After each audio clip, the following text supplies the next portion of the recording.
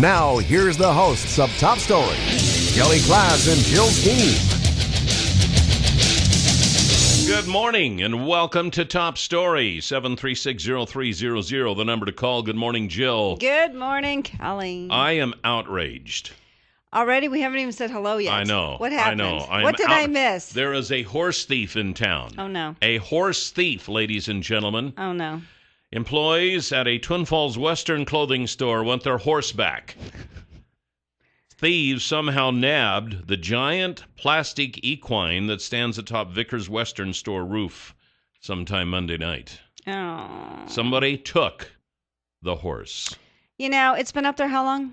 Well, one of the employees said since 1962. I mean, but they just at have their not, location. At their location, which they haven't been where they're at right now since 1962. But when they were on Shoshone Street, here where Canyon Pond is now, I remember seeing that horse on top of the I think I remember, building. too. I think I was still living here at the time. So my question is... Who's got the horse? And what took them so long? I'm surprised the thing wasn't stolen before.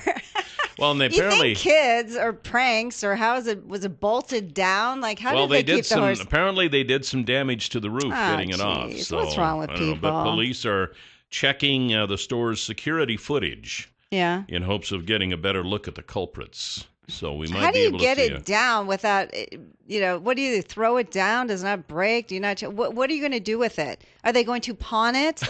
Dave at Canyon Pond, go check it out when a horse comes in. Hey, this is cool. Let's put this up on the roof just for fun. Oh my gosh! Why? You want? Is it kids? Is it a prank? That's probably a prank. Who knows? Yeah, I mean, we're getting close to Halloween. It's a they horse. used to burn down haystacks, so I guess stealing Things have plastic improved. horse, things have improved a little bit, I guess. And they Unless, say of course, your Vickers Western store. But, They said it was worth what, like $30,000? Is that what they said? I don't know. I didn't. I think that's what I heard in the story. news story. On don't know. KMVT, I think they said it was worth $3,000. Well, 3,000. That's different than 30,000. Which I you didn't just say said. 30. I thought you said 30,000. So you never listened to me. Well, what? 3,000. Anyway. But anyway, I hope they get the horse back. I do mean, too. how do you even fit it into your car? Like, what do you just put in the truck? Like, what do you do? Well, put I a know. they must have had a pickup or something. put a bit around its neck, and no one will know the difference. A Walk it- saddle on it. Walk it down the street. Hey, this is There- Idaho. it's Nobody Idaho. would There's pay a any horse. Okay, yeah. I've seen horses in the middle of town. Well, during Western days. I don't Yeah. know. So anyway, if anybody has any clue as to Anyone where the sees horse this is, horse. the plastic horse that goes on top of Vickers Western store, the police would like to hear from you. Oh my. So there you go. Anyway, come on, people. Let's be nice to one another. On a speaking of that, and on a more serious note, in Canada yesterday, a terrorist attack, an actual terrorist attack, but the Canadian capital thrown into panic and placed in lockdown after a gunman armed with a rifle or shotgun fatally wounded a corporal guarding their Tomb of the Unknown Soldier at the National War Memorial, then entered the nearby Parliament building and fired multiple times before he was shot and killed. It was the second deadly assault on a uniformed member of Canada's armed forces in 3 days. The Ottawa attack heightened fears that Canada, a strong ally of the United States in its campaign against the Islamic State militant group convulsing in the Middle East, had been targeted in a reprisal, either as part of an organized plot or a lone wolf assault by a radicalized Canadian. Law enforcement authorities in Washington said their Canadian counterparts had identified the assailant as Michael Zahoff Bebeau, who had changed his name from Michael Joseph Hall and said he had been a convert to Islam. The Canadian Broadcast Corporation said he had a criminal history of offenses that included robbery and drug possession. So here we go with another convert to Islam, another terrorist coward cowering and hiding behind their head covers and acting in a lone wolf type fashion, just like we had in Oklahoma City, which we are calling workplace violence. So at least Canada is calling it what it is. Well, we did ask Grant Loebs about this. It was off air. The difference between if you have a terrorist crime, if you have a homicide, and he said when you have something like that, just like a hate crime, then you have to, it's more difficult to get into the person's head to try to figure out and you really want to convict the guy, and you want to convict him on homicide. And he also went on to say it's more of a political thing, which it is well, it in is. the United States. It is a political thing. Yeah, to So- say, why isn't it well, now you have to do a few more things to prove it, to figure out what the person's thinking, just like in a hate crime. Yeah, but you know and you want to convict the guy. You call a spade a spade. I mean, it was and I don't want to get off on a big long thing but about if he that. goes to jail, he goes to consider jail. it a terrorist attack. Oklahoma City was attacked, or what was it? Moore, Oklahoma, was attacked by a terrorist on that day, and they just won't call it that. So, at any rate, well, they probably want to convict the guy. There you go, convict the guy. Sad day in Canada. At a news conference, the Ottawa Police and the Royal Canadian Mounted Police declined to specify how many more gunmen, if any, they thought they might be seeking. So, but anyway, I guess the entire town of Ottawa was on pretty much lockdown during this time. Yeah, and the National Hockey League, their game was postponed. Okay, in Canada, things are getting serious when they postpone a hockey game. That's true. I mean, I'm saying that. Do you know what hockey is? I mean, it's like their national anthem. Well, it's like football here. I mean, it's a big deal. I mean, they like hockey. We like football. I don't know. I think like soccer. I think even hockey is a bigger deal in Canada than football is here. And I know football is a big deal here. Don't get me wrong. Deal. But I think in Canada, it's a religion in Canada. Anyway, it was also delayed.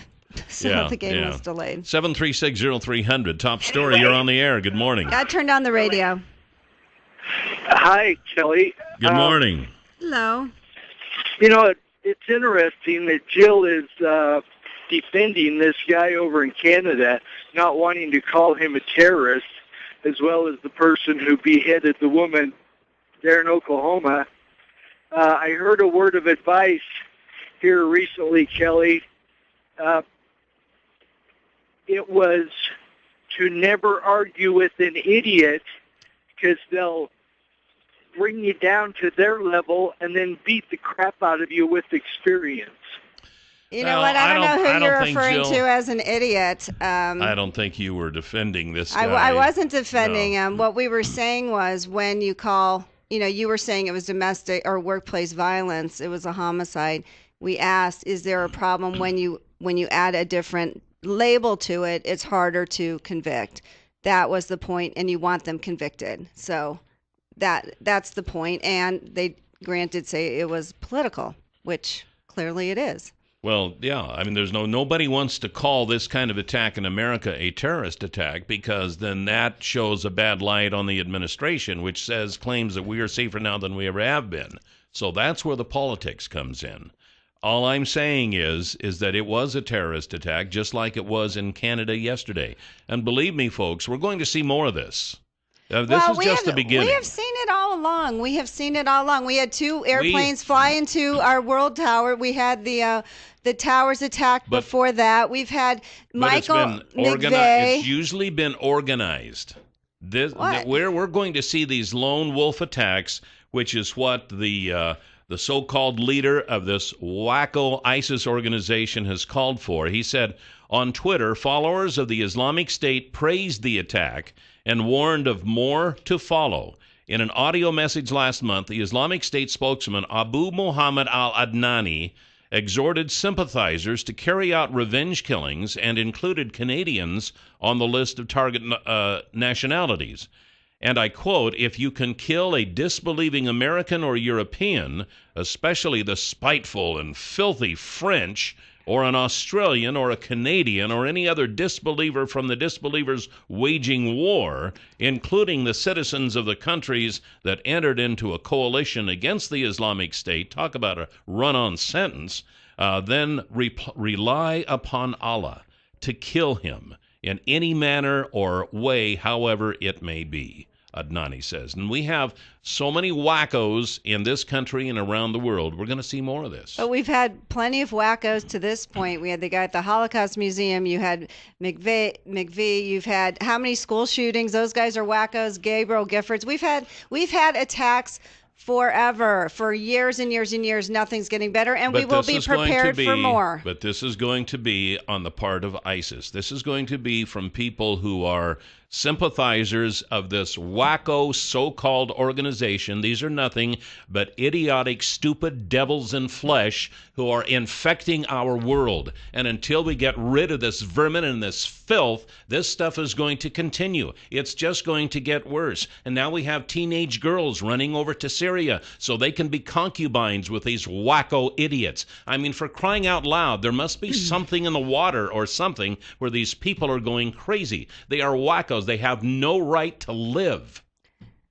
Okay. Well, you know what? You can't wipe out all evil, and you can't wipe out terror. And you know what? You do your best to stop it. I'm just saying that as a warning. And you do your best to stop. Well, you do your best to stop it. And the FBI stopped the girls, and they stop a lot of things. And so you only just have to be aware. But what else can you do? And it's going to continue. What can you do? Every day we have, something. Someone's being shot. If it's not in a school, it's in an office building. If it's not some this or that, someone blowing it. This is what our world is like now. Consequently, last night, a man who jumped the White House fence Wednesday night suffers from mental problems and has been arrested there before, according to his father. Dominic Adesanya, 23, of Bel Air, Maryland, barely made it into the lawn before he was subdued as he fought two police dogs. Oh, finally they let the dogs. Finally, they let the dogs out. They didn't wait. Dog got him, a Secret Service spokesman said. And I just saw a video of this guy beating the hell out of one of the dogs. I know. I didn't want to see that. I know. Two of the dogs were injured. Adesanya has been charged with 2 counts of felony assault on a police officer for attacking the canine dogs, 4 counts of resisting an unlawful entry, and 1 count of making threats. So, I don't know, more wackos on the way, folks. Hey, I just want to say this is a busy day today. We're going to talk about over 60 and fit next here on Top Story. At 8:30, we've got the Cops with the Bad Guys list. I'm expecting Sergeant Ken Menzel from the County Sheriff's Department. Oh, good. At 8:40, we have Bob Keegan, who is running for re-election on the CSI Board of Trustees. At 9 o'clock, we have Democrat candidate for Secretary of State Holli Woodings joining us. We've got a packed day. So listen up and ask questions. And absolutely. And then important elections coming up. Yeah, and coming up after that, we've got some other stuff to talk about. It's funny. It's either feast or famine, and today is one of those days. Well, when you got political seasons, oh yeah, and you have to offer it to both parties, so it starts getting crowded. Yep, but this is the time to get educated. I've already people. sent a request to Lawrence Denny's campaign for equal time, so it's an ongoing thing. Ongoing. So. We'll be right back here on Top Story, 7360300. Fit and over 60. I'm the absolute specimen of that, Jill. You laugh. I do laugh. 7360300, the number to call here this morning on Top Story. We're going to be talking to Shelley Wright about the Over 60 and Fit program at CSI. But first, Kelly's going to listen up specifically for him, too. Yeah, I know. I need to sign up, but, I'm kind of as fit as I'm going to be for a while. Okay, I just have do too the many ad. things Just going do on. the ad. I'm going to do the ad Fine. for Far More of Idaho. No more moving pipe, no more borders, no more having to spray around the field, no more costly labor to move the pipe. They've got a new pipe system. It's called CertaSet. So how does that work, you ask? Well, I would suggest you call the folks at Far More of Idaho because they know much more about this than do I. I know that's hard to believe, but there's some things even I don't know. So the folks at Far More of Idaho will talk to you about CertaSet, and this is a good time because we're kind of winding down on the irrigation season, and next year we'll be starting up again. So this kind of gives you 3 or 4 months to look into this and decide, this might be something for me. 324-3341 is the number to call, and you can also catch them online at farmoreofidaho.com. Shelley Wright is the director of the Over 60 and Getting Fit program at CSI. Good morning, Shelley. Good morning. I better turn your mic up here. That always helps with an interview. Yeah, it does. So tell us about the program. Well, we have about 1,300 people in the program that are over 60 that come and exercise 3 days a week, 2 to 3 days a week. 1,300? At CSI? At CSI, well, all over the valley. All over the valley, yes. But they're all CSI classes, correct. Okay, so... It's amazing. You should see them. It's great. What kind of exercise? What do they do? And what can one expect? Let's say you're Say you're Kelly class, you're over 60. You're just about 62, a little bit overweight, and just could use a little kind of some touch-up. Oh, we have so much to offer. We have specialty classes, Tai Chi, yoga, Pilates, weightlifting. We have so many specialized classes, and then we have the big class, the over 60 class, where we come in and we do cardio and body weight exercises and just everything you can think of. We do it and we enjoy it and enjoy each other. They do. They have a great time. Now you guys are trying to break a Guinness World Record? Yes, the longest line of carved pumpkins in the world. Now who would know that was even a record? And how is that related to exercise? Yeah. Hey, like I said, we have fun too. Well, you know what? I just found, I did some research at Guinness and found a record that I thought was doable. And so I presented it to the class. They loved the idea. And so then we just took it from there and we presented it to the community. We're bringing it to the community as a community event to just let people come enjoy and be on campus, hear about us, what we're doing, and have fun. So what do they have to do? How do you just bring in a carved pumpkin or something? Yes, we're asking the public to carve a pumpkin, and it must have Guinness rules: eyes, eyebrows, nose, and mouth carved out. So it must be a traditional pumpkin. Ooh. And we made it so easy. All you have to do is drive into the Falls Avenue entrance at CSI, drop your pumpkin off. We'll take it, drive up, drop off. We'll take the pumpkin, we'll line it, put it in line for you, and we'll give you a ticket for the raffle prizes that we have. Oh my and then you goodness. can go park, enjoy the events that are happening on campus. There's lots of things happening on campus that day. And this is this Saturday? That's this Saturday, yes. So you drop off the pumpkins between what time? 9 and 1. You can drop them off early. I'll be there at 6, so you can drop them off early, but we will only start lining them at 9 o'clock once we have the officials there to officiate us. So you have to actually have Guinness officials here? They're not actually from Guinness, but we had to have someone act upon them. Okay. So where are you going to line them up? Outside around the campus? It will be outside in front of the library. We're going to do a serpentine line right in front of the library, so it'll be in a smaller area. How long does it have to be in order to beat the record? Well, it has to be 1,302 to break that record. The distance does not matter. It's the number, and they all have to be touching, shoulder to shoulder.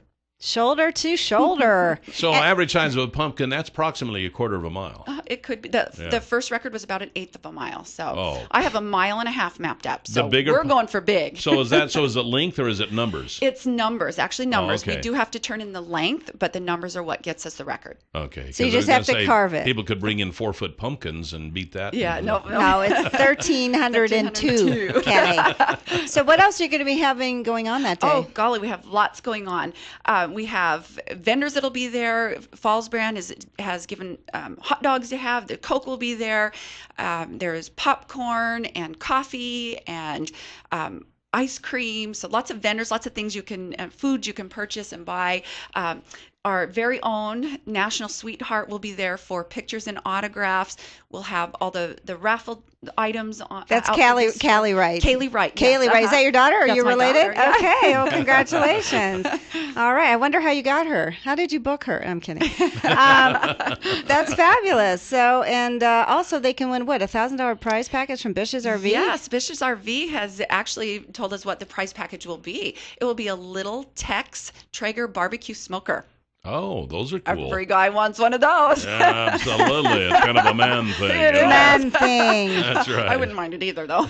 I know it. So the raffle drawing starts at 1:30. Yes. You have to be present to win. You have to be present to win. Okay, Okay. we're just about out of time, so let's go over this again. And is there some place folks can go to get more information or a phone number or something they can call? Yes, go to csi.edu. Call me on my phone number, 732-6483, and we'll get you more information as well. And that's coming up this Saturday. Saturday. Starting time is 9 o'clock till 1 o'clock. to That's drop CSI. off your pumpkins. That's All right. exciting. I hope you guys make it. Well, thank you. Yeah. Thank you very much, Shelley Wright from the you are the director of the Over 60 and Getting Fit program at CSI. Keep up the Thank good you. work. And Kelly's retiring the end of December, so maybe you'll see him in January. Ooh, we'll if be I have there for you. anything to do with it. Anyway, thank you, Shelley. Coming Goodbye. up, we have Sergeant Ken Menzel from the Twin Falls County Sheriff's Department. He's got a couple of bad guys. Oh, good. 7360300 is the number to call here this morning on Top Story. Welcome back. You know what? I'll just wait and I'll postpone this. Okay. Because we have a very important guest with us this morning. Bad boys, what you want, what We have Sergeant Ken Menzel with the Twin Falls County Sheriff's Department. Good morning, Sergeant. Good morning. Good morning. How are you today? We are Good. doing swell. Nice to have you here. Yeah, good to be here. Good to see Jill back. Well, thank you. I'm glad someone missed me. Yeah, because this is your first time back since you got back. It is. You So I weren't was here on last Monday vacation. because that was the city's time. Right. So I'm sure City it just Police. did not feel the same, did it? It didn't. Thank Just you. not the same without you. Thank Well, you. you got a couple of bad people for us today. I do. Yep. The first one is Michael David Posey Birch, last name spelling Burch. $25,000 warrant for failure to appear on a DUI. Oh, no. 27 years old. He's 6'1", 175 pounds, brown hair and blue eyes. We'd like to find Mr. Birch and help him appear in front of the judge so that he can get that taken care of. Give them a little assistance. That's right. Yeah. Okay. Do you think it's understood. his first DUI, if it's that high, or do you think he could have had a couple? Either that or he's eluded being in court for so long. The judge just upped his bond to $25,000.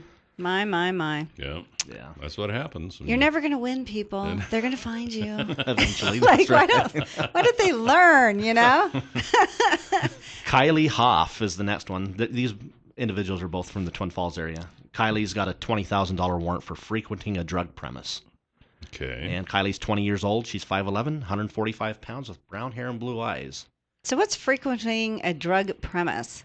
So, Just where they're like, what, a crack house or meth house or yeah, something? anytime we go in and to a residence and we arrest somebody for drugs and we know the owner, the renter, the place that we're into has been using controlled substance, people who were there at the same time or coming and going while we're there can be arrested on a misdemeanor charge for frequenting, especially if we can tie into the fact that there's a specific They're purpose using- as to why yeah. they're there, or they're using. Yeah, it's obvious. Uh-huh.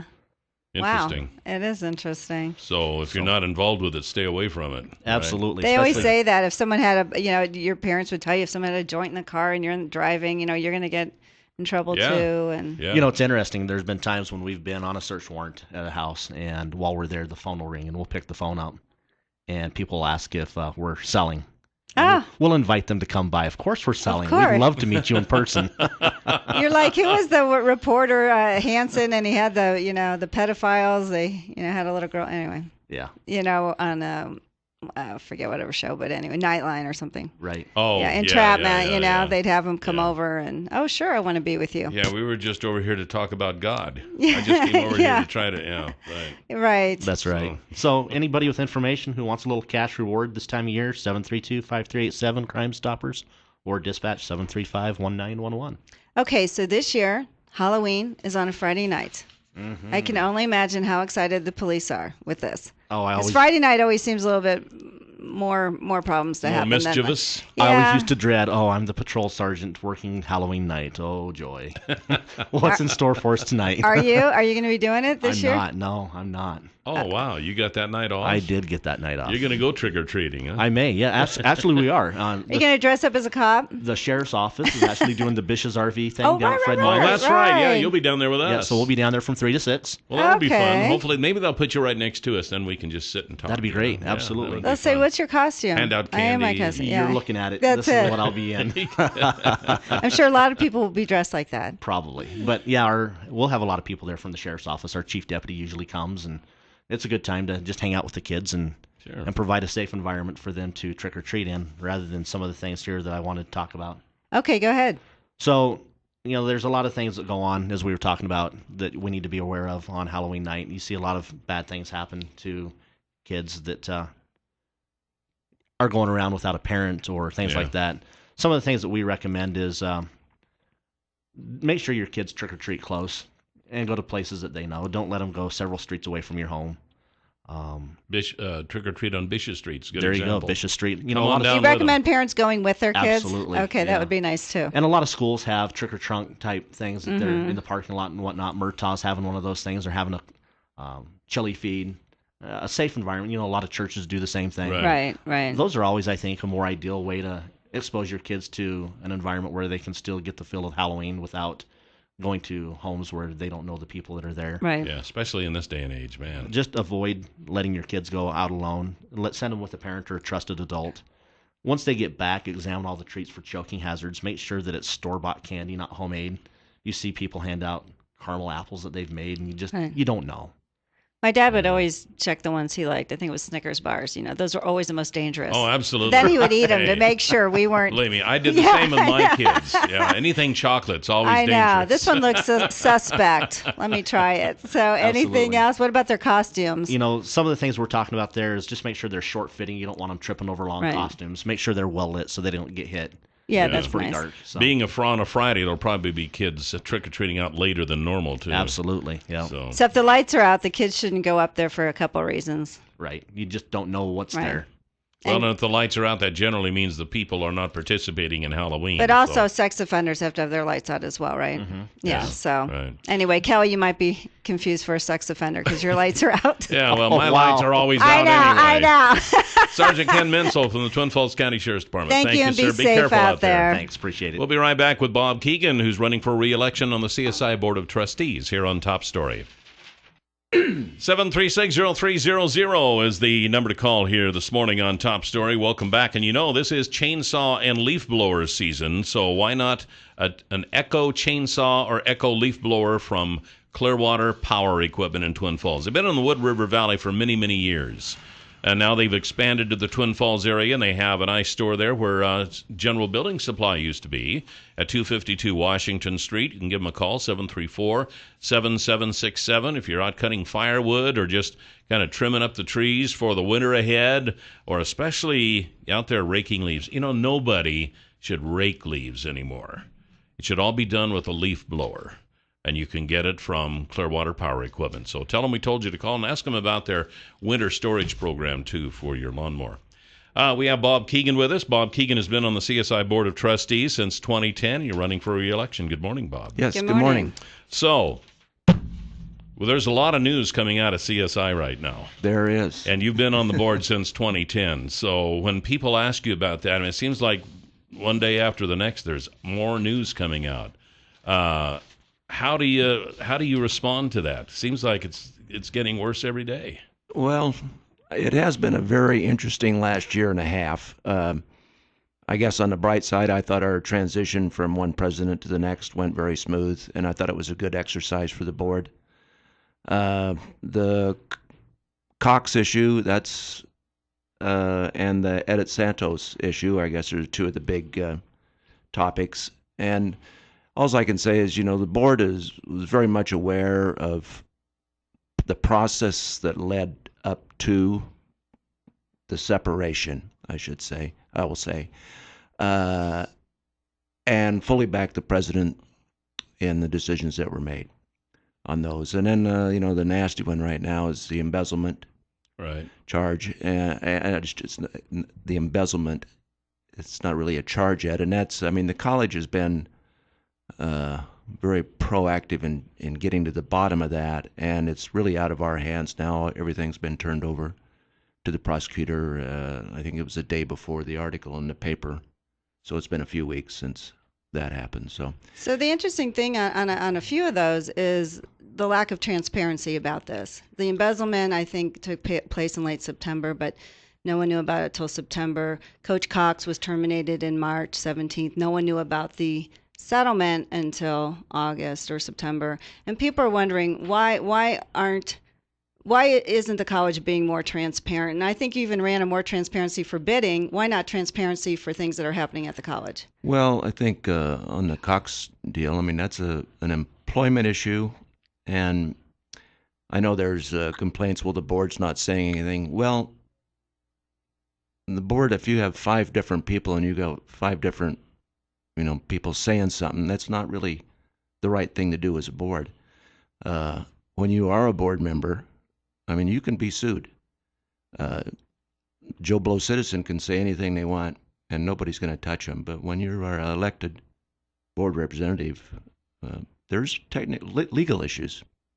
But you said that the board, you were fully aware of what was happening with Coach Cox, but in the Times News, they said it was up to Jeff Fox and the administration. Are you saying the board was aware? Because actually his settlement was, he had time to review it for about 28 days prior to taking effect. Yes. The editorial in last Sunday's paper was completely wrong.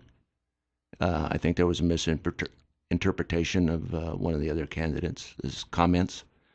I know The board was aware of what was going on for a minimum of 6 weeks before the March 17th check. Dollar amount, what we were aware of was the process and what was going to happen, and the college legal our attorney recommended that we pay a lump sum, and that's what we did. And the board does not vote on that, but we were very aware of everything that led up to that. We could have guessed, the dollar amount that was going to be north of 100 or more, more than that as a guesstimate. But, to us, the bottom line was not the dollar; it was what needed to be done. And I can't get into, what needed to be done or what happened. That's not right on my part. Okay, so if you're reelected then for another term, are there some steps you would take maybe to keep stuff like this from happening? And because the perception is that there's bad stuff going on, and I know that we've really heard kind of just one side of it. So there's always the other side, but it just seems like whenever you say, well, we can't say anything about that, that leaves a perception of guilt of some sort. I don't know. Is there anything we can do to improve transparency? Well, I guess the big issue is the dollar amount, because other than that, but before that, you can't talk, whether it's the Santos or the Cox deal. It's not. You do not say anything that could get you in trouble with the other side of the party. But I guess the confusing part for people is that, he resigned. And so people are confused. Like, if you resign, and according to his contract, why would you pay him for another year and, I don't know, if through his entire contract, if he resigned? And that's the part that's confusing. What happened if there was no threat of litigation, which I believe the CSI attorney said in the article just 6 days ago? Why? Mm-hmm. That's what people are confused at. And when the president doesn't come out and say something, and the personnel guy, he's new, can't you understand why people are wondering, why would you pay that out of taxpayer dollars if he resigned? I'm trying to be,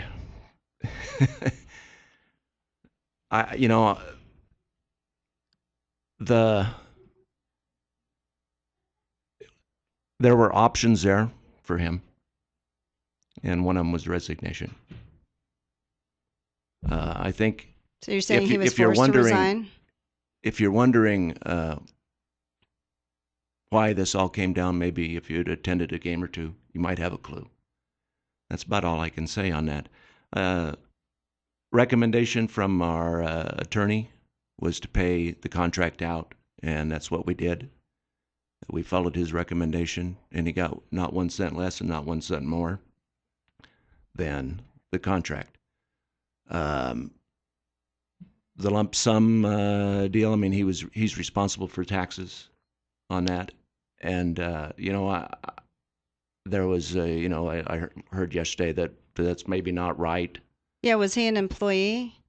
He's an employee, but, I'm trusting the operation at the college. Because that's actually, I think, the reason your opponent is running. That's what she said yesterday on the show. She was concerned about that FICA wasn't withheld and that it was somehow changed to a 1099 person as opposed to an employee. Absolutely positive that the college followed guidelines for that.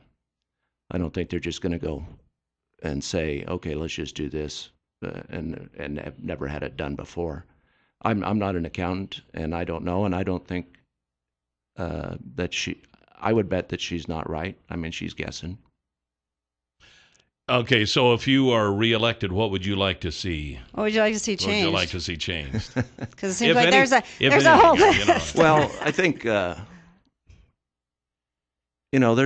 there's always the talk. Well, there's a lot of dirty, or shady things that go on in the back room, and that has not been the case that I see. We're there. We have our own board attorney, Bob Alexander, who's been with the board for forever. He sits in every meeting and in executive session, and there's only a few things you can talk about, and one of them's employee issues, and the other one's property. And sometimes there'll be, can we talk about this? And it's either a yay or nay, and we want to branch out and it's very, he'll give you an answer, yes or no, you can talk about it, or no, you can't. I think there was, I heard yesterday that, the age of the board is, well, age is one thing, that we're all, most of us are retired. Well, I'm a young retiree. I'm 64. Yeah.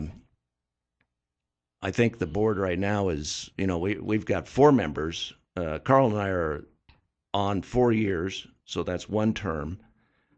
We've got Jan and Laird that are just halfway through their first term. So out of 5 people, we've got less than 1 term experience. Oh, I see what's, yeah. But then Thad's been there, 30-something years?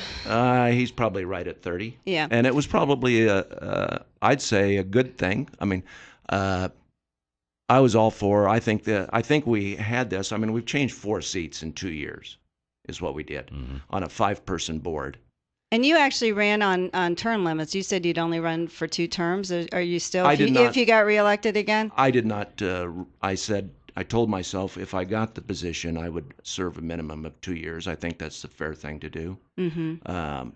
Do I think that 8 terms or something like that's fair? No, I don't.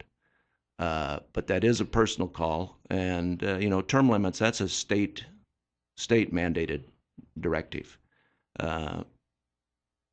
Well, I mean, you could do self-imposed, but I was going to ask you before we run out of time, because I think also, and this is a big thing that I hear around CSI, or actually around the community, again, I'm not from here, is the nepotism policy. I know it really hasn't been updated, and the word around town is it's who you know, who you're related to, and that's how you get a job at CSI, even though you're qualified.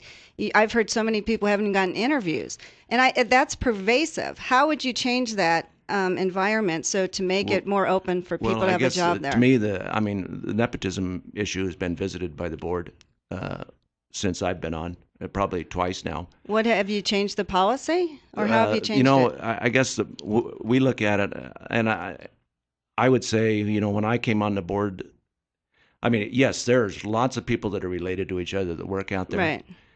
But typically, I mean, if you have one person that's highly educated, the spouse is highly educated, and to say you can't work here because your husband or your wife works here is not right. What we've made sure to do is that there's no one spouse or relative is overseeing the other. Directly, it'd have to be directly, yeah. Because Jeff Fox, I believe his wife teaches there, so that would be indirect. And we reviewed that before Jeff was picked. I mean, it was a topic. But what about the interview process? Because I do hear that a lot. Even if people that had the qualifications for the job can't even get interviews, I'm not in the interview process. I'm not involved with that. But does that concern you, that that's the reputation of CSI in town? Is that something you could do as a board to change this? That's been the concern for as long as I can remember hearing about the board or about the board at the college. And I can tell you that we have reviewed it, and we think that we have a fair program in place. We're just about out of time. Let's take those last few seconds to tell people why they should vote for you. I think what I bring to the board is a business background. I've been in, was in private business, my brothers and I ran a fresh pack potato company for 33 years, and with about 50 employees. And I think that's what I bring that's different than the other 4 members, is more of a business approach, dealing with more people. Yeah. And now your next term will be for how long? 4 years. 4 years. 4 years. 4 years. Okay. Yeah. What would you like to see changed that you could change from going forward if you're reelected? If you were in charge today and could change something, what would it be? Well, see, if I was in charge, I think what we're missing here is the students. Yeah. Because enrollment has gone down since the fall of last year, right? Yeah, but we're only down, I think it's 4.5% or 5% now, and we were budgeting down 8%. Because usually when the economy picks up, education tapers off. Yeah. And that's exactly what happened. But I think the good thing this year was they put in place a little more, really trying to almost hound the students that were getting signed up to and follow up and calls and get them in the door. And then they did an extended registration night, which was very good. They got a lot more people because a lot of the students there are not your typical 9 to 5 or that's daytime exactly students. right. So I thought that was good. But I think the student, as long as we provide for the student and do a good job for the student, everything else will be fine. Bob, we're out of time. Thank Bob, you very much. you. Bob Keegan, re-election for the CSI Board of Trustees. We appreciate you coming in today. Thank you, Kelly. We have Democrat Holli Woodings running for Secretary of State this next hour here on Top Stories. Stay tuned. Welcome back to Top Story, 7360300. Always the number to call. Welcome back, Jill. Thanks, Kelly. Same to you. 45 right now. Oh, good. That's not my age. That's the temperature. Yeah. To be 45 again. You wish. Okay. But you digress. Yes, I do. Hey, we have Holli Woodings with us this morning. She's a Democratic candidate for Secretary of State. Good morning. Good morning, Holly. Good morning. Thanks for having me this morning. You're kind of on the way through Twin Falls, headed for eastern Idaho, I guess, huh? I am. We're headed to Pocatello later today, and then tomorrow at lunch I'll speak at Idaho Falls City Club. All right. Great. How's the campaign going? It's going very well. It's, in the home stretch, I'm finally getting tired, and I'm ready for it to be done with. It's been a long time. Now, you're currently in the state legislature, correct? Yes, I am. I've been serving as a representative for District 19 for 2 years. So why did you decide to run for Secretary of State?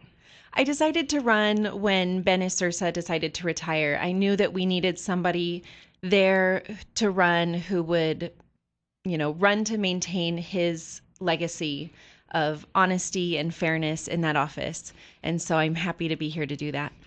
Coming from what's your background other than the Idaho legislature? I have a background in land development, and my husband and I also have a software company. So kind of both that rural land development and that more technological-based career. So someone might ask, what qualifies you to be Secretary of State? Well, it's, I consider myself a public servant, and that's really what we need in this position. Somebody who's willing to maintain the level of customer service that the Secretary of State's office has always given to Idahoans. And, that's what we do in our company. We, always focus on our customers, and that's exactly what we need for a Secretary of State as well. And so for people who aren't familiar with the duties of the Secretary of State, you want to enlighten them and what you would be over. Yeah, absolutely. The, primary duty is to be the chief elections officer of the state. So we provide the county clerks with the resources that they need to administer their elections according to the law. And we also serve on the land board. And of course, that board oversees the state endowment, which goes to fund K through 12 education, which is very important to me. And also we have a lot of, just sort of business functions. We're the registrar of businesses in the state. We maintain the, lien registry. We maintain wills. And, just or if sort someone of wants that to start a records-keeping business, stuff. they have to go to the Secretary of State's office. Yeah, we're kind of their first touch for that. What would you do to improve any of the duties of the Secretary of State's office if you were to be elected? There's not a lot of change that needs to happen. What I would like to do is to focus a little bit more on getting people involved and engaged in voting. And there's a couple of ways we can do that. We have one of the lowest voter registration rates among those who are eligible in the country. So we can That is focus. sad. It is. Why do you pretty think sad. that is? We have a unique situation where we don't register people to vote at the DMV, which a lot of other states do. Yeah. And so I proposed that legislation in the last session to get more people on the voter rolls, because what we know about voter behavior is if they're already registered, they're more likely to turn out at the polls. Mm-hmm. But we do also have same-day voter registration, which is a great convenience for Idaho voters. And the second part of that is educating voters. A lot of our neighboring states have voter guides that go out to every registered voter before every election, and it has information on all of the candidates as well as any ballot measures that will be on their ballot. And I think that's something that we could provide in a very cost-effective manner. We already send one out for constitutional amendments, so it would just be a matter of adding pages to that. As Secretary of State, of course, you would be on the land board, Yes. which is responsible for getting money for schools, I guess, to kind of put it simply. As your position on there, is there anything going on there now that you would improve upon or change? Well, our current Secretary of State is the head of a committee that's looking at our total portfolio of investments and looking at where those investments are performing the best and where those investments will be performing in the future. So I think that's a great process. We'll have a more realistic idea of where we need to be putting money, because what's happening right now is we're divesting our interest in some lakefront cottage lots. Right. And so we have some revenue coming in from those auctions that we need to figure out what we're going to do with those revenues. I think it was 60 properties that they put up for auction. Is that right? Yeah, At the Priest Lake cabins. There were 60 on Priest Lake, and there'll be right around that number going up for auction on Payette Lake. Okay. This fall. So we're going to have to figure out what we want to do with that revenue. The state And it's a good has been criticized for actually doing some commercial business. I think it was the storage units. Yeah. Right. How do you feel about that? Well, I think what they were doing with the storage unit was inappropriate. They basically owned and operated a private business, which isn't what we should be doing. We should be focused on land. And land means the ground and anything that's built on top of it. So whether that's a commercial building that we're then leasing to a private business, or commercial grazing land that we're leasing to a grazing business, or commercial timberland that we're selling board feet off of, those are the kinds of investments we should be looking at. Now, it's rumored around the country that Idaho is kind of a red state, kind of conservative. I know. You've heard that too? Yeah. How could you work with a Republican legislature as Secretary of State? Do you think that'll work? Oh man, I already work with a Republican legislature right? every day, right? And to me, when I was campaigning for legislature, people would always ask me, well, what do you want to do? What do you want to accomplish? And I'm a realist. I mean, I understand that I can't get in there and just kind of gung-ho make massive scale changes. Not that that's needed. But one of the things that I did is I went in and I really view my service as forming relationships with the other people that I serve with, making sure that I know what their values are so that we can then pass really good policy for the people of Idaho that benefits our entire state. And doing that built on shared values. For example, I co-sponsored a bill in the last legislative session with a Republican legislator from up north that called on the federal government to stop bulk data collection on Idahoans. So, it's those kind of things where we can find those shared values and make good policy and good solutions for the people of Idaho. So right now across the country, and it's predominantly Republican Secretary of States, have actually, I think, limited voting. They've had a lot of lawsuits that have stopped some of these voter ID laws. They've stopped certain forms of ID. How do you feel about this? Would you make any changes where you would limit voter expansion, or would you try to expand it as much as possible? Well, we have a good voter ID law in this state that serves us well. We don't have voter fraud. And so I think that that's something that's very important to remember. And what's happening in a lot of states is rather than voters choosing their politicians are increasingly choosing their voters. Mm-hmm. And I think that's wrong. I think the greater turnout and involvement that we have in the voting process, the better and more representative our government is. And so that's my focus, is getting more people turned out. So there was a big uproar a couple years ago about closing the Republican primary. And we had a caller the other day saying, why is the state paying for a closed Republican primary? Shouldn't the Republicans pay for it? What is your view on closing the Republican primary? Would you want to open it? Because I actually have neighbors, 86-year-old neighbor who's not voting out of protest for that, but will vote in the general election. Have you heard the same things? I've heard the same thing all around the state. Idahoans, by and large, we're independents. We don't want to be pigeonholed. We don't want to pledge our allegiance to one party or another. We may predominantly vote for one political party, but we still consider ourselves independents. And so that has led to lower voter turnout, I believe, in the primary. But it only seems, I don't know, to me it makes common sense to allow the party to choose their candidate rather than just let everybody in the state choose a candidate. Now, the general election's a different matter, But in the primary, I mean, that's just kind of the way I see it. I know a lot of people see it that way. Maybe the Republicans So- should pay for their own primary. Well, and As yeah, opposed to what the do you think about taxpayers, that? how do That you is a view good that? question. Well, and I think that the parties couldn't afford to administer the primary in the way that the state administers the primaries and the counties administer them. So I think that it would end up going to a caucus system, which is what they have in Utah.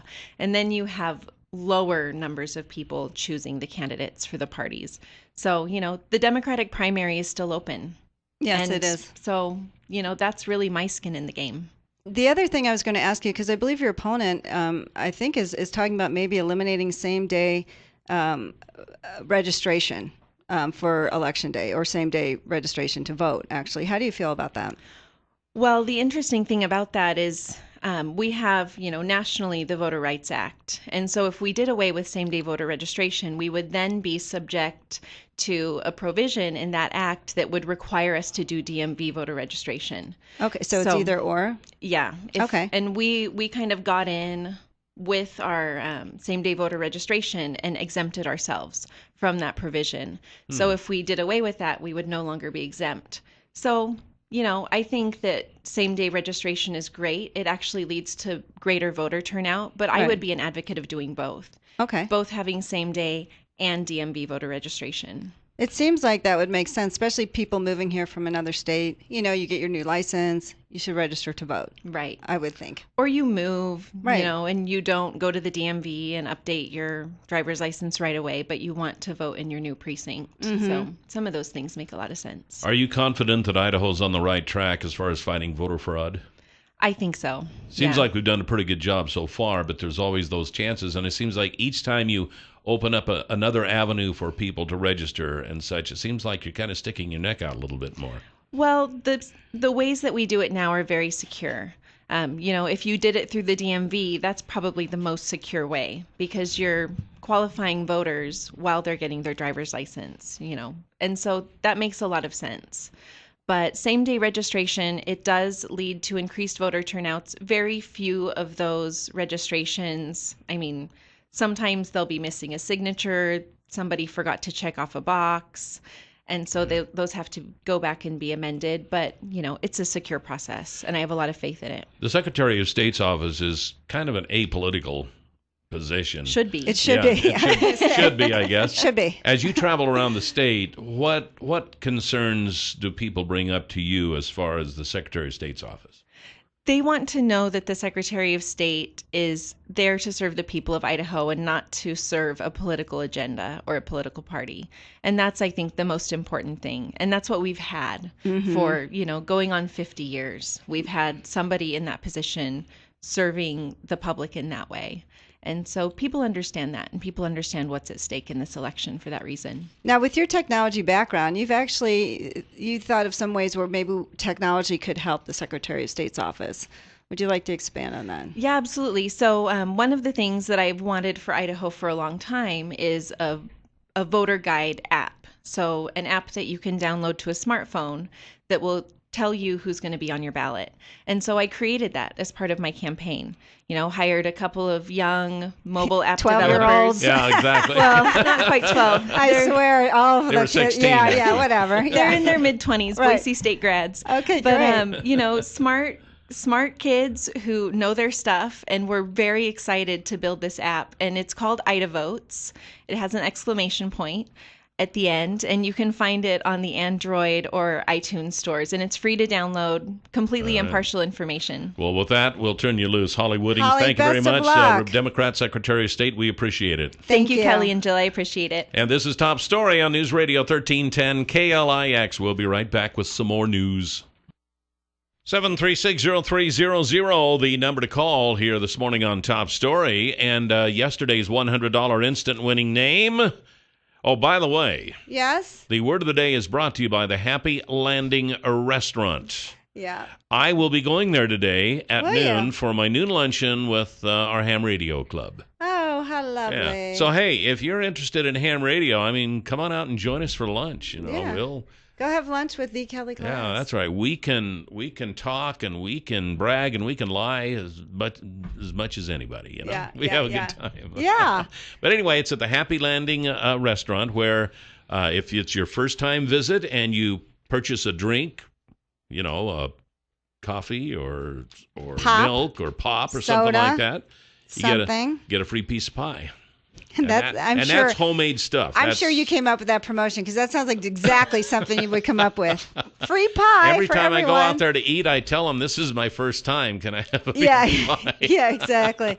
How's that working for you, But Cal? at any rate, yesterday's $100, and they're at the airport, Twin Falls Airport. And you don't have to be flying anywhere in order to eat at the Happy Landing restaurant, Twin Falls Airport. Yesterday's $100 instant winning name is Charles Hankins. Charles Hankins, congratulations. And your $100 word of the day for today is, and I don't know how this relates to Halloween. Did they finally blow it on the 23rd day? I don't know. Slug? Slug? S-L-U-G. Slug. Well, aren't slugs those little gross things? Yeah. Slugs? Are they related to Halloween? They're gross. Well, they're creepy. Maybe that's it. Scary. Anyway, that's the word of the day. Go to our website, newsradio1310.com. Click on word of the day. Type in slug. Listen tomorrow. If you hear your name tomorrow and you played the word today, you win $100. Tomorrow's our winner's lunch, too, by the way, at Canyon Crest Dining and Event Center. That's right. It's so exciting. I'm getting hungry already. And we didn't do the one ad yet, but we'll talk about our lunch yesterday. What? Our lunch yesterday. And then we How's went that to, associated with an ad? Yeah. Canyon yeah. Pond. Then we went to Canyon Pond. That's we were right. going to lunch and then Canyon Pond. Well, I thought you meant the lunch. No, our little day out. Yeah. We had our little day out. Our little shopping excursion. Included lunch. You can't have a day out without lunch. Got to be one of the girls, Cal. It's always lunch. I know. I don't know. You're looking at me like I have 3 heads, which is usually different because you look at me like I have 2 heads normally. Well, normally, yes. Yeah. Okay, we do have some more news that we weren't able to get to at the beginning of the show because of the terrorist attack in Canada. The Ebola thing, it kind of seems to be winding down a little bit here. People are surviving. 2 infected Americans are cured. Nigeria and Senegal are Ebola-free.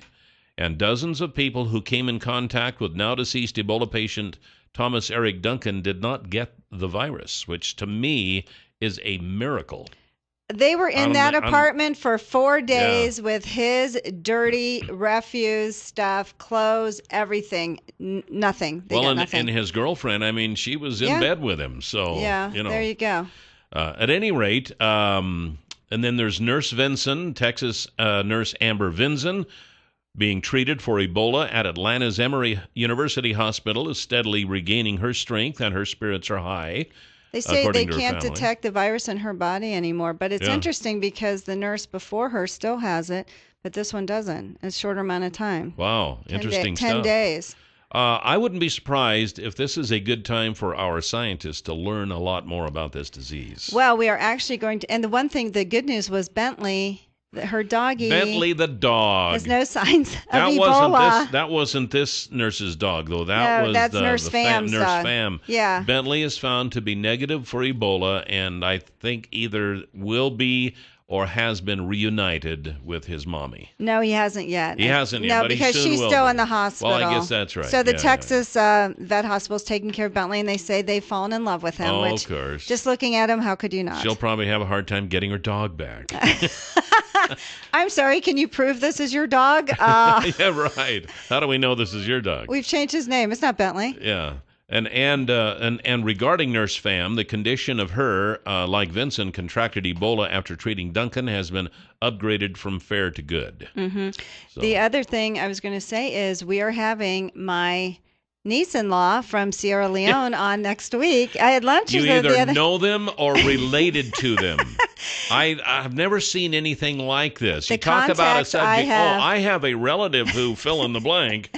Who's from Sierra Leone. Yeah. His mother still lives in Sierra Leone. And we had lunch the other day, and she's telling me all this about it. I'm like, Millie, you have to come on the air because there's so much misinformation. And she will tell you the origins of what people thought, what people don't think, what's happening now, the laws they passed about dead bodies. So it'll be very interesting. We're going to be able to get her on next Thursday. She'll be on from 9 till probably the end of the hour because it's so interesting. She has a very strong accent, though, so I'm telling her to work on her R's. They have a very guttural R. It's like, Yeah. But lovely, and talking about inside view of Ebola. Wow, that'll be interesting. Yeah. I tell you, Yes. you're a veritable plethora of Aren't I, contacts. though? It's amazing. It is pretty What do we talk about interesting. today? Well, let's talk about this. Oh, yeah, I have a Oh, relative yeah, I'll who's call into that, them. or I've lived there, or Yeah. something. So at any Well, rate, see, that's why you have me on the show, Cal. I guess so. That's Yeah, the only yeah, reason. yeah, You're just yeah. good for contacts. Yeah. We'll be Yeah. right back here on Top Story, 7360300. And we're back. 7360300 is the number to call here this morning on Top Story. You know, Jill took me out yesterday for a birthday lunch. I did. And it was very Because nice that's the of kind you. of gal I am. Yes, thank you very much. Had a good time at Scooters, and Your birthday is Saturday, but tomorrow's our winter's lunch, and I didn't feel like I should do a twofer on that. Like, Right, well, right. I'll call this our lunch. And my family's taking me out Friday night, so this is going to be. Where are they going to take you? I don't know yet. It was a haven't surprise. made that decision. So after lunch, we then went to Canyon Pond. Canyon Pond, and Yeah. Dave did not listen to the show yesterday and did not know we were coming. And but he did not thank goodness have he the was red there. carpet set out for Jill. No, he did not. And Daniel was there. He met his employee Daniel Yeah. and looked around. It was beautiful. Oh yeah, it's a nice store, and you really liked his gun cabinets. He made them himself yes. from wood. I mean, really, the woodwork is amazing. It He did is. all of his cabinets himself, and And I he was said like, he self admits he's not a woodworker, but he just shocking, got beautiful. the glass and built the cabinet around it. So. Yeah, beautiful stuff. Anyway, he's got a lot of stuff there at Canyon Pond, and it's on Shoshone Street, right across from Will's Toyota, on 3rd Avenue South. And nice big store. It's clean. It's like you said, you can walk in, you don't have to worry about getting dirty, and that's true. It's a nice, clean It's store. beautiful. Got everything on the shelves you can imagine. It's typical Pond shop, and it changes every day. Mm-hmm. So stop in and see him. Tell him hi. Tell him that Kelly and Jill sent you in. And see what he's got. All kinds of guns. He's got a lot of stuff. He does have a lot of good stuff. We do have more news to talk about here this morning. Is that possible? I know. This was kind of a good news day, actually. Yeah. Police say a Clearwater, Florida woman set her boyfriend on fire during an argument after a night of drinking. Well, that part surprises me. According to police, 33-year-old Melissa Dawn Sellers doused Carlos Ortiz Jr. with nail polish remover early Wednesday and then ignited him with either a lighter or burned cigarette. Who knew it caught on fire? Who knew it was flammable? The 42-year-old Ortiz was taken to a Tampa General Hospital in critical condition. I bet. Police say he has burns on his face, chest, and shoulders. Sellers left the scene before police arrived, but returned and was arrested. She's charged with attempted murder. I know. I was like, why not? I don't know. Domestic violence. Like you hear that all the time the other way. And it's like, oh, it's domestic violence. And a lot of times because it was your wife back in the day, it was like no big deal. But you know what? No one should act this way. I don't, did she know it was flammable? Probably. Of course she did. I mean, But you said something else about her. What did you say? well, she was still on probation from Yeah. an earlier deal. Yeah. Apparently, she bit a chunk out of a store clerk's arm for some reason. I don't know what it didn't really say, but she got mad at a store She's got clerk like a over little something. So she kind of has anger some anger management issues. I think she needs that. So anyway, Anyway, watch crazy stuff. Watch out with the nail remover. watch out for polish. 33-year-old Melissa Dawn Sellers. Hopefully she's in jail and not Quite to a be heard gal. from again.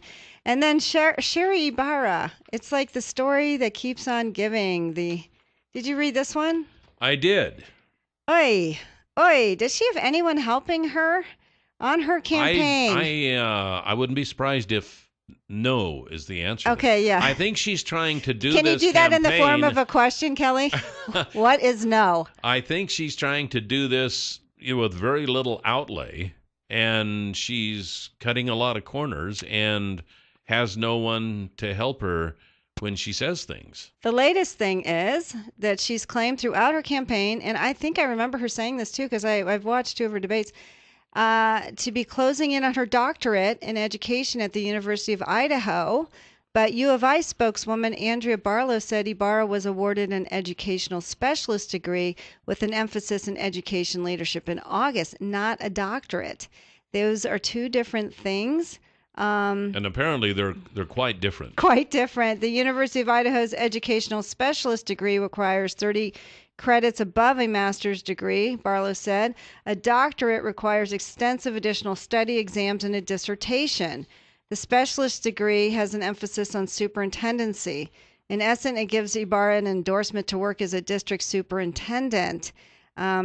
Anyway, it's not uncommon for educators to seek this degree and work as a superintendent while pursuing a doctorate, but the route she has taken is pretty much common, but apparently she's not.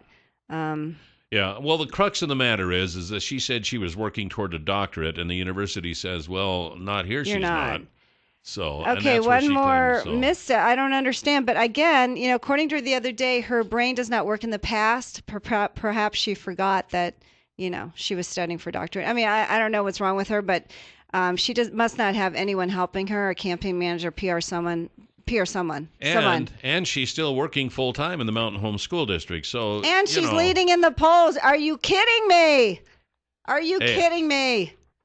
She's and probably she hasn't fully voted capable. since '96. Are you kidding me? She's probably that doesn't bother me. That bothers me. If my friends hadn't voted from '96, I would look down on them. She's fully capable of being in that position, but some of the missteps she's taken because she's not a campaigner, she is an educator. It's sorry. People so are kind of getting a wrong impression. I'm just saying. Come on. After a few missteps, you can't afford more missteps. Oh, I agree with that. I mean, she's kind of. You gotta step up your game. She kind of has to step up here. We'll be right back. 736-0300 is the number to call here this morning on Top Story. Welcome back. You've heard us talking about the low and honey loader. Well, I'm here to talk about it again. If you have just a few cattle or a dog or a cat or something like that, the low and honey loader probably. What if I had 300 cats? Is not in your future. One? Well, 300 cats, you might be approaching that. Okay. You might be approaching that. If you have a lot of livestock, the low and honey loader might be in your future. And if you are interested in one, you can get a hold of Pat Hartzell with Stanley and Company, and he can set you up so you can see one of these in operation before you make that decision. And if you decide, say, yep, that's for me, then Pat can pull out the contract and make a deal right there. 280-1167 is his number. That's 280-1167, Pat Hartzell with Stanley and Company. We got a caller. Let's take it. Top Story, you're on the air. Good morning. Good morning. Yeah, Kelly, Jill forgets that most of these opponents have a D behind their name, and you got to look at what the Democrats stand for, abortion and homosexuality and big government. And so that's why maybe some of the Republicans aren't too stellar, but it isn't hard to beat one of those Democrats with a D behind their name. Really? Yeah, because superintendent of schools deals with abortion and gay marriage and all those things. I'm sorry. I don't even know why. He's got a valid point. There are a lot of people who are going to vote against Janet Jones because of the D. Well, that's in Idaho. That's sad. That's why what don't we you? Do. Well, then look at the candidate. When you talk about low information voters, when everyone's criticizing all people shouldn't vote, talking about low information voters, if you just use that behind their name, I have voted for Republicans, and so I look at the person and I look at what they're going to stand for. And in this case, I think, I am sorry, but how many more missteps? I've seen the debates, I've watched them, I've evaluated, and I just don't think she's up for the job. Oh, I don't know. I think she's probably up for the job, but she does have some missteps that are giving I think, the wrong impression. So, and that's unfortunate. Think? That's unfortunate. So anyway, time will tell, though, because the election's coming up Tuesday, November 4th. November 4th. So we'll be able to see. So why don't you do a little more research about both candidates? There's a very important story here I wanted to talk about, and that's about a panty raid. A literal panty raid. Peregrine Honig. That's quite a name. Peregrine Honig says she was just wanting to celebrate the hometown team when she designed the Lucky Royals boy shorts. Boy shorts are literally underwear for men. Little underwear. The panties with Take the Crown and KC across the rear were set to be sold in Honig's Birdie's Panties shop Monday in Kansas City. But since they've already taken care of ISIS and all of the other big issues of the country, Homeland Security agents visited the Crossroads store and confiscated a few dozen pair of underwear printed in Kansas City by Lindquist Press. They came in here, and there were two guys, she said. I asked one of them what size he needed. And he showed me a badge and took me outside instead. They told me they were from Homeland Security because this was a national security issue after all. Well, when you find out why, and she was you'll violating figure out the power. copyright laws. Now, to be fair, I guess it is up to the Department of Homeland Security to handle copyright issues. Well, Somebody's they do violating investigate copyright, so well on many levels, but the deal seems to me like overkill. But hey. no, they do that all the time. Knockoffs and stuff. Well, but the Department of Homeland Security hasn't been around forever. But it was what you're failing formed to during say, the Bush administration. Well, it just means things are underneath it. It's an umbrella department. But the thing that you forgot to say is it's Major League Baseball.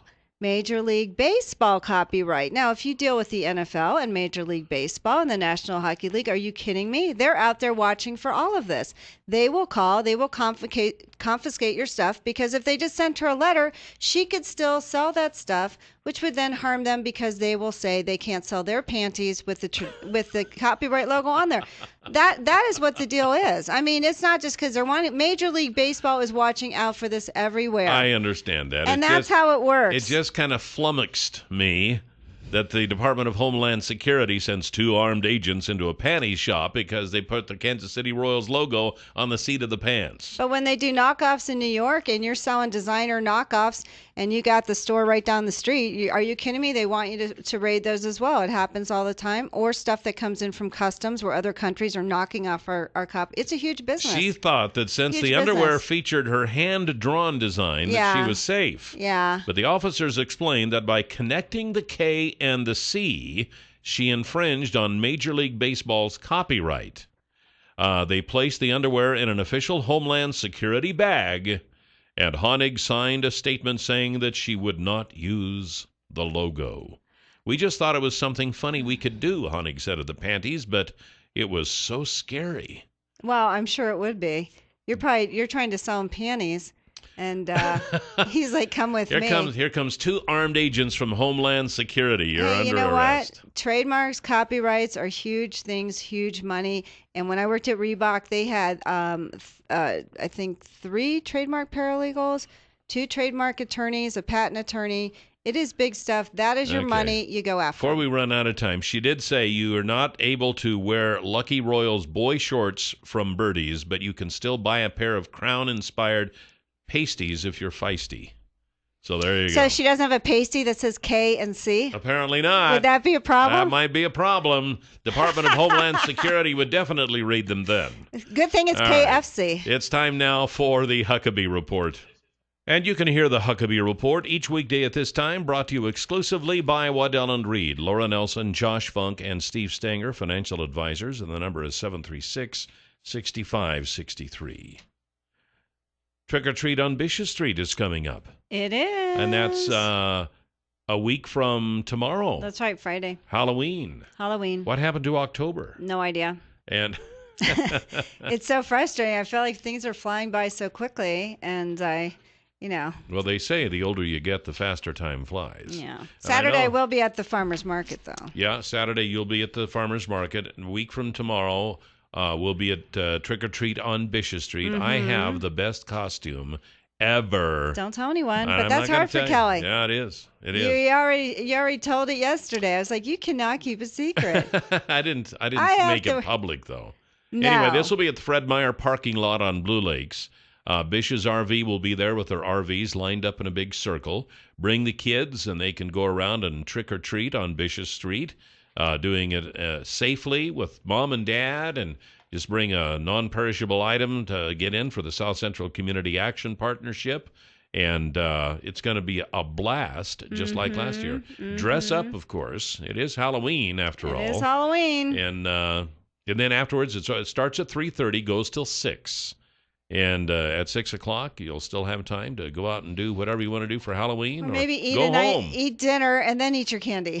Yeah. Otherwise, you'll be on a sugar high. Eat dinner comprised of candy. You know, I mean, hey, that's kind of what it's about. Is that what it's about, Cal? Yeah, absolutely. I remember it's all about the candy. My mom used to always make us these, she would call them Halloween hamburgers. And we'd have to, like she'd decorate the patty with like ketchup and pickles and olives and lettuce, because when we were little, and then you get excited about eating it Yeah. Halloween hamburgers, so we'd have something in our stomach was back before in the- you. Back in yeah. the day, before you had junk. Yeah. You know, I mean, Back I in was, the day when you still ate I was meat. probably like in 5th grade or something, but I remember she'd always, do something special to entice you to eat dinner, which was nice, clever. Did you eat all of yours? Yeah, I wasn't a big eater when I was little, but I probably did. I know I thought they were really cute, and my sister would do it for her kids. Halloween hamburgers. Yeah. Well, sometimes, you don't want to eat it and mess it up. It's like a beautiful wedding cake or something. Seems a shame to cut into it and eat it when people put their heart and soul into making one of those, and they are works of art. Some of them are. Yeah, now. but you eat it. So. Anyway, we ate the Halloween hamburgers. Just a tip for moms out there, if you want. It could be a chicken head, whatever. Just a chicken feed your head? kids. Is that what you said? It'd just be like a chicken burger. I mean, anything. A chicken burger. Yeah, whatever. Okay. Anything. Bean burger. Who cares? Who do we have tomorrow? Oh my gosh. Tomorrow we have CSI, and we have Forever Plaid, the Magic Valley Arts Council with Rob Newman and Carolyn White. And then we have Carmen Babb from Psychiatric Services for Idaho. Came up a month or so ago about Optima, the mental health provider. All right. A lot of interesting information. Another big day tomorrow. See you then. Have a good one. Goodbye, Jill. Bye, Cal.